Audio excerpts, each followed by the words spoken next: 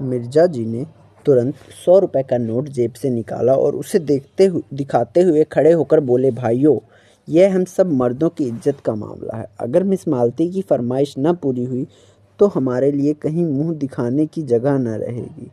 अगर मेरे पास रुपए होते तो मैं मिस मालती की एक एक अदा पर 1-1 लाख कुर्बान कर देता। एक पुराने शायर ने अपने मासूक के एक काले तिल पर समरकंद और बोखारा के सूबे कुर्बान कर दिए थे। आज आप सभी साहबों की जवां मर्दी और हुस्न परस्ती का इम्तहान है। जिसके पास जो कुछ हो सच्चे सूरमा की तरह निकाल कर रख दे। आपको इल्म की कसम, माशूक की अदाओं की कसम, अपनी इज्जत की कसम, पीछे कदम ना हटाइए। मर्दों, रुपए खर्च हो जाएंगे, नाम हमेशा के लिए रह जाएगा। ऐसा तमाशा लाखों में भी सस्ता है। देखिए, लखनऊ के हसीनों की रानी एक जाहिद पर अपने हुस्न का मंत्र कैसे चलाती है। भाषण समाप्त करते ही मिर्जा जी ने हर एक की जेब की तलाशी शुरू कर दी। पहले मिस्टर खन्ना की तलाशी हुई। इनके जेब से 5 रुपए निकले। मिर्जा ने मुंह फीका करके कहा, वाह खन्ना साहब वाह, नाम बड़े दर्शन छोटे। इतनी कंपनियों के डायरेक्टर, लाखों की आमदनी और आपकी जेब में 5 रुपए। माहौल बिला कुबत कहाँ है मेहता।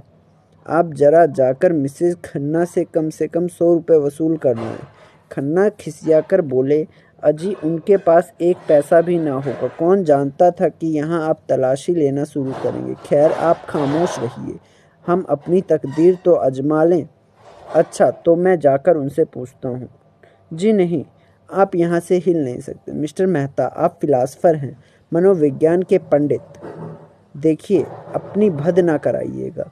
मेहता शराब पीकर मस्त हो जाते थे। उस मस्ती में उनका दर्शन उड़ जाता था और विनोद सजीव हो जाता था। लपक कर मिसेज खन्ना के पास गए और 5 मिनट में मुंह लटकाए लौट आए। मिर्जा ने पूछा, अरे क्या खाली हाथ? राय साहब हंसे, काजी के घर चूहे भी सयाने। मिर्जा ने कहा, हो बड़े खुशनसीब खन्ना, खुदा की कसम। मेहता ने कहा मारा और जेब से 100 रुपए के 5 नोट निकाले। मिर्जा ने लपक कर उन्हें गले लगा लिया।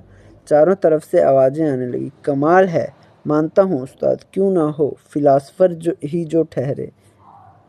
मिर्जा ने नोटों को आंखों से लगाकर कहा, भाई मेहता, आज से मैं तुम्हारा शागिर्द हो गया। बताओ क्या जादू मारा। मेहता अकड़कर लाल लाल आंखों से ताकते हुए बोले, अजी कुछ नहीं, ऐसा कौन सा बड़ा काम था। जाकर पूछा, अंदर आऊं? बोली, आप हैं मेहता जी, आइए। मैंने अंदर जाकर कहा, वहाँ लोग ब्रिज खेल रहे हैं। मिस मालती 500 रुपये हार गई हैं और अपने अंगूठी बेच रही हैं। अंगूठी 1000 से कम की नहीं है। आपने तो देखा है, बस वही, आपके पास रुपए हों तो 500 रुपये देकर 1000 की चीज़ ले लीजिए। ऐसा मौका फिर न मिलेगा। मिस मालती ने इस वक्त रुपए ना दिए तो बेदाग निकल जाएंगे। पीछे से कौन देता है, शायद इसीलिए उन्होंने अंगूठी निकाली है कि 500 रुपये किसके पास धरे होंगे। मुस्कुराई और चट अपने बटुए से 5 नोट निकाल कर दे दिए और बोली, मैं बिना कुछ लिए घर से नहीं निकलती, न जाने कब क्या ज़रूरत पड़े। खन्ना खिसियाकर बोले, जब हमारे प्रोफेसरों का यह हाल है तो यूनिवर्सिटी का ईश्वर ही मालिक है। खुर्शीद ने घाव पर नमक छिड़का, अरे तो ऐसी कौन सी बड़ी रकम है जिसके लिए आपका दिल बैठा जाता। खुदा झूठ ना बुलवाए, तो यह आपकी 1 दिन की आमदनी है, समझ लीजिएगा। 1 दिन बीमार पड़ गए और जाएगा भी तो मिस मालती ही के हाथ में। आपके दर्दे जिगर की दवा मिस मालती ही के पास तो है। मालती ने ठोकर मारी, देखिए मिर्जा जी, तबेले में लती आहूज अच्छी नहीं। मिर्जा ने दुम हिलाई, कान पकड़ता हूँ देवी जी। मिस्टर तनख्वाह की तलाश हुई। मुश्किल से 10 रुपए निकले। मेहता जी की जेब से केवल 98 निकली। कई सज्जनों ने 1-1, 2-2 रुपए खुद दिए। हिसाब जोड़ा गया तो 300 की कमी थी। यह कमी राय साहब ने उदारता के साथ पूरी कर दी। संपादक जी ने मेवे और फल खाए थे और जरा कमर सीधी कर रहे थे कि राय साहब ने जाकर कहा, आपको मिस मालती याद कर रही हैं। खुश होकर बोले, मिस मालती मुझे याद कर रही हैं, धन्य भाग। राय साहब के साथ ही हाल में आ बिराजे। उधर नौकरों ने मेजें साफ कर दी थी। मालती ने आगे बढ़कर उनका स्वागत किया। संपादक जी ने विनम्रता दिखाई। बैठाए, तकल्लुफ़ न कीजिए, मैं इतना बड़ा आदमी नहीं हूँ। मालती ने श्रद्धा भरे स्वर में कहा, आप तकल्लुफ़ समझते होंगे, मैं समझती हूँ। मैं अपना सम्मान बढ़ा रही हूँ। यूँ आप अपने को कुछ ना समझें, और आपको शोभा भी यही देता है। लेकिन यहाँ जितने सज्जन जमा हैं, सभी आपकी राष्ट्र और साहित्य सेवा से भली भांति परिचित हैं। आपने इस क्षेत्र में जो महत्वपूर्ण काम किया है, अभी चाहे लोग उसका मूल्य ना समझें, लेकिन वह समय बहुत दूर नहीं है।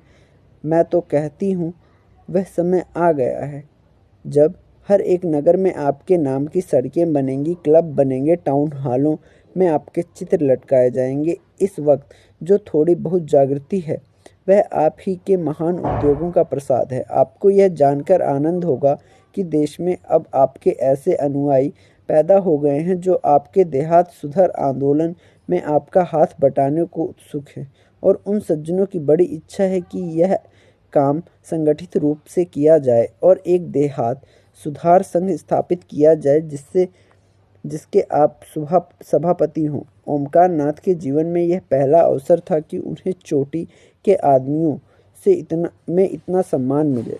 यूँ वह कभी कभी आम जलसों में बोलते थे और कई सभाओं के मंत्री और उपमंत्री भी थे, लेकिन शिक्षित समाज ने अब तक उनकी उपेक्षा ही की थी। उन लोगों में वह किसी तरह मिल ना पाते थे, इसलिए आम जलसों में उनकी निष्क्रियता और स्वार्थार्थता की शिकायत किया करते थे और अपने पत्र में एक एक को रगड़ते थे।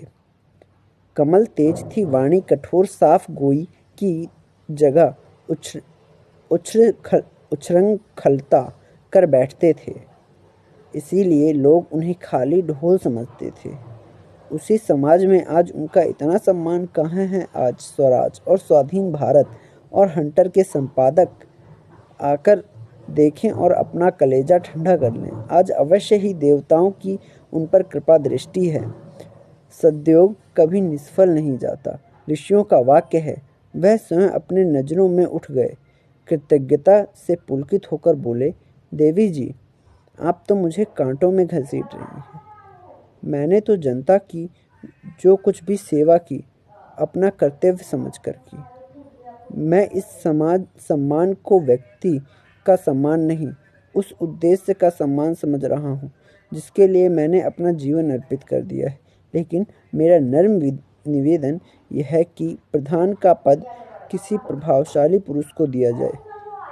मैं पदों में विश्वास नहीं रखता। मैं तो सेवक हूँ और सेवा करना चाहता हूँ।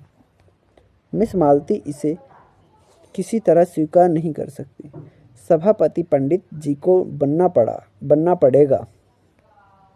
नगर में उसे ऐसा प्रभावशाली व्यक्ति दूसरा नहीं दिखाई देता, जिसकी कलम में जादू है, जिसकी जबान में जादू है, जिसके व्यक्तित्व में जादू है। वह कैसे कहता है कि वह प्रभावशाली नहीं है। वह जमाना गया जब धन और प्रभाव में मेल था। अब प्रतिभा और प्रभाव के मेल का युग है। संपादक जी को यह पद अवश्य स्वीकार करना पड़ेगा। मंत्री मिस मालती होंगी। इस सभा के लिए 1000 का चंदा भी हो गया, और अभी तो सारा शहर और प्रांत पड़ा हुआ है। 4-5 लाख मिल जाना मामूली बात है। ओमकार